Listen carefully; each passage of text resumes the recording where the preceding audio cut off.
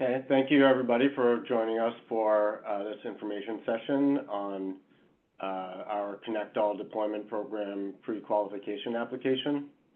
This is our second information session. We're going to try to not duplicate the information that we covered before, which is available. Slides in the presentation are available on our website, but there are some updates that we wanted to share and give you a new opportunity to share some of your questions in this format. Next slide, please. So we are recording this session, and we will be sharing out the recording and the slides to everybody who participated, and we'll post them on our website. As we go through, we'll share links and other key points in the chat. We won't be answering questions live today, but you can use the Q&A function to share your questions. We provided answers to a first round of questions that's up on the website now, and we sent that out yesterday. You should have received that. And any questions, any other remaining questions, or anything we received today, we'll be responding to shortly. Thank you to everybody who has been participating in the process so far and who's already been gotten the process started on submitting pre-qualification applications. Very helpful. So again, next slide, we'll get into the details on that. I don't think any of you need necessarily to be told the overview, but so we'll move through this. This is, we're focused on the ConnectALL deployment program, using the funding from the Bipartisan Infrastructure Laws Broadband Equity Access and Deployment Program in partnership with the National Telecommunications and Information Administration. Next slide. And again, we're just remain focused on our three goals: connect all residents and businesses to high-speed, reliable, and affordable broadband. That is the focus of this program. And we are also charged with building a robust and competitive internet marketplace and closing the digital divide for New York. And thank you all for your partnership across these programs, everything that you do with your own private funding and your efforts in the communities that you serve, and for participating and partnering with ConnectALL in this effort. Next step, next slide. So the deployment program overview, next slide. As you know, we have federal funding of $664.6 million, and we're complementing that with state funding to ensure that we have enough from a state standpoint to reach the unserved locations across the state. We started the challenge process with about 95,000 unserved and underserved locations across the state, and we've been going through our challenge process. Thank you all for your participation in that. Next slide. We have been proceeding with that. We had 239 entities that participated in the challenge process, including hopefully all of you, and thank you again for your efforts there. And through the Federal Communications Challenge process and that program, and then participating in the state process has been a joint effort. It's ongoing. We're still working through the final results in partnership with NTIA, and until that is final and approved by NTIA, we're not planning to share those results, just to make sure that we keep things moving in the right direction. But again, it's been very helpful to review your participation. And as another critical milestone in this process, our initial proposal, Volume 2, was approved by NTIA, which gives us now the chance to update our grant program consistent with the approved version of our initial proposal. Next slide. So we are here at the September 10th pre-qualification application information session. We have the pre-qualification application window open. It's open now until September 18th. You will be able to submit this information again when we get to the full release of the request for applications, which will be in the fall. which will be after we've had the approval of those final locations, and we will be sharing information on the pre-qualified applicants as we move through that process. But really, as you can see, this really is a critical window to participate in this part of the program, and we really want to encourage you to engage in the process now. We are really now getting very close to the time where the applications, the full applications are going to be ready, and we really want you to be ready to respond and put your full attention to the project areas, to your plans to address those eligible locations. Next slide. So again, deadline September 18th of this phase of the pre-qualification. Do a brief overview of the application. It's available on our website. It's really the threshold qualifications for eligible applicants. This is in advance of the full request for applications. A corporation, unit of local government, regional planning board, local development corporation, internet service. If you are ready to provide internet service and reach these locations, we are looking for your partnership if you qualify as an eligible applicant. And again, we are looking for successful applicants who are pre-qualified, will then have the opportunity, not the obligation, but the opportunity to apply for grant funding via the full request for applications, which ConnectALL will issue later in the fall. Next slide. So some of the key revisions based on the approval of Volume 2, and again, we welcome any questions that you may have on these. We added a question for applicants to indicate potential counties of interest. This is not an obligation or a limitation on you, but it's helpful for our planning purposes. It'll be helpful as we consider how we advance through the entire program. So we ask that you do share your response to that question. Check off the counties that you are interested potentially in serving. Again, it's not a limitation or requirement. We did add a requirement for applicants to provide 3 years of tax returns to assist us in our review of your financial qualifications.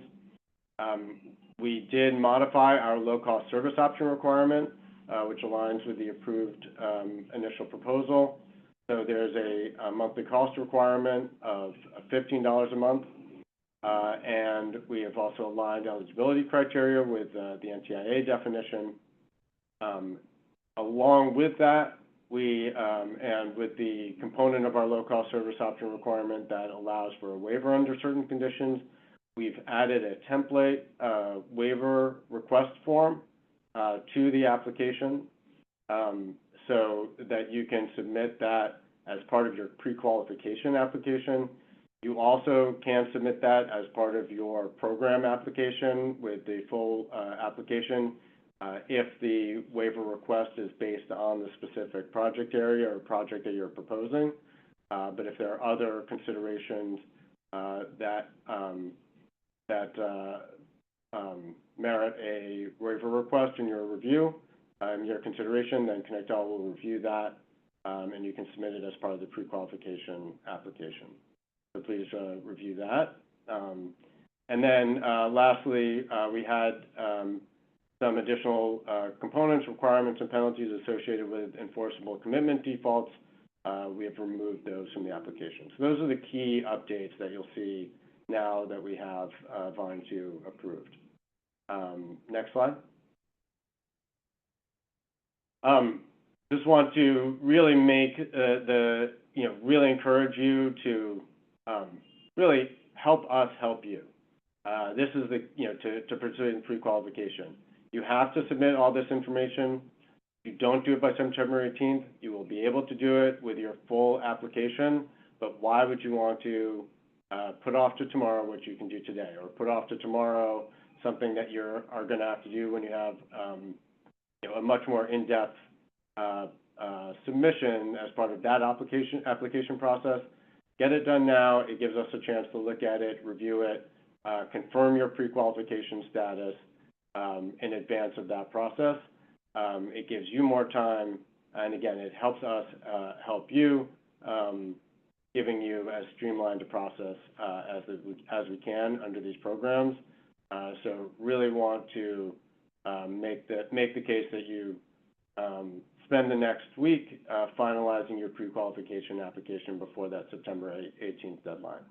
And again, thank you to those who have already done that process, and we look forward to responding with any questions we might have, so you have a chance to modify that in advance of the full application deadline. Thank you again. And next slide. The application components. So again, there are 15 components to the pre-qualification application, so do not delay on getting started on this.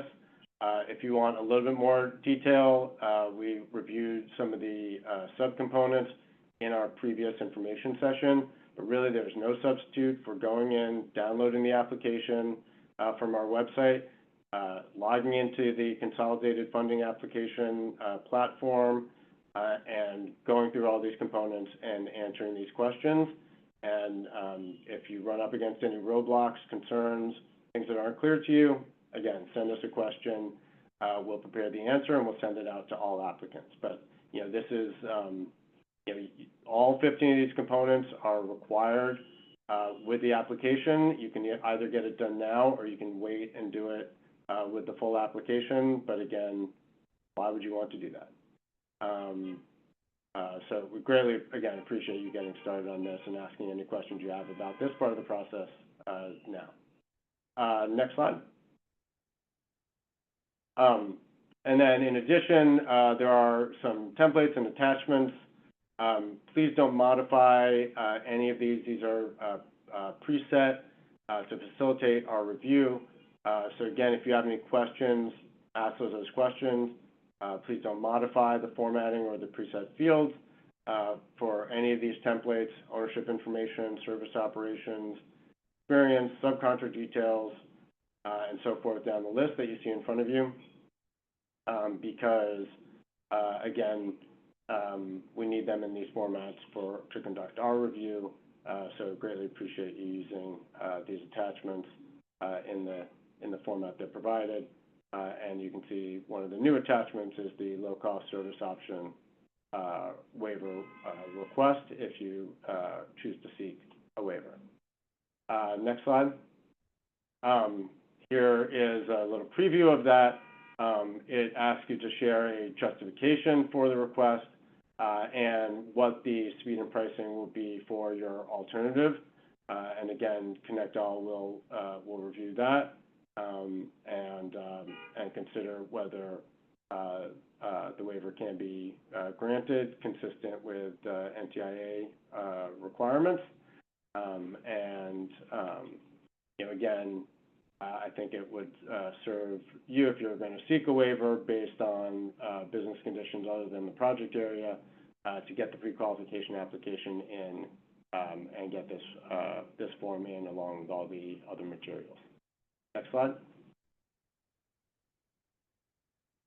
We will evaluate all the applications for eligibility and the alignment with the program requirements for completeness of the application.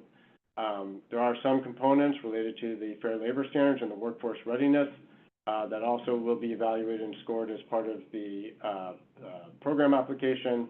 And just to restate it, a pre-qualification application does not guarantee that you receive a grant award and does not obligate you to apply to the program, but it is a necessary component to apply. So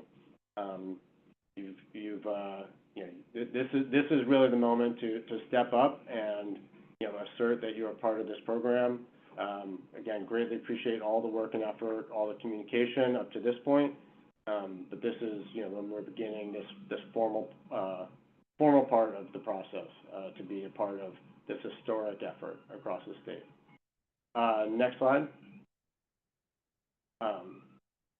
Again, if you want detailed information about how to apply, We went through that in the information session about how you create an account in the consolidated funding application. Not going to go through that again today, but you can look at that information on our website, or just go ahead and log into the consolidated funding application, and any questions you have, send them to us, and we'll make sure that you move through that process as efficiently as possible. That's how to apply using our consolidated funding application platform. And then last section, but critically important, we have, you can go to the next slide, our second iteration of our draft project areas. So as you all are familiar with, once we have the final list of eligible locations, ConnectALL will group those into project areas. And we really want your input, particularly those who are in the pre-qualification process, but really, anybody who has a stake in this program, to share with us your perspective on these draft project areas. They have changed from the first iteration. These are not the final project areas. This is yet another opportunity for you to share input and shape this program. Please go to the link you see here, and that will drop in the chat, to review the map of these project areas, download that information, compare it to your service territory, compare it to what you know about the counties and communities that you serve and that you seek to serve through this program, and consider some of these questions that we've put up here. What are some other considerations that we should take into account when drawing these boundaries? Are there particular areas that might be challenging to serve as the boundaries are currently drawn? In some cases, we've intentionally tried to draw project area boundaries on some of the most challenging areas because those have to be addressed in a particularly distinct way. Perhaps they're an island or some other barrier, and we're going to give those the proper focus and attention that they deserve, and we may not want to group those in with a larger project area. In some cases, while we've tried to adhere to county boundaries because of the importance of those county leaders as partners to ConnectALL, if there are some areas where you think it's most effective to go outside a county boundary, go around a county boundary to create a project area, you can definitely let us know. Major roadways, or are there any natural boundaries or delimiters, bodies of water, anything else that you think we should look to use as boundaries to the project areas? And if you have your own set of proposals in the form of a shapefile or a map that you would like to share, shapefile would be most useful for us to evaluate those in comparison to our data. But go ahead and share it. We're looking to have as much input, to synthesize input from as many different internet service providers, local government leaders as possible. So we're looking to do that. The last thing that I would just say in terms of program update, if you haven't already begun to reach out to county leaders as you begin to think about these project areas or the plans to submit, it's really too early until to ask for a letter of support, but our applications will ask you to seek a letter of support, and those can earn as much as 10 points in our application review. So it is definitely not too early to make sure that you're in touch with those leaders in the areas that you are seeking to serve.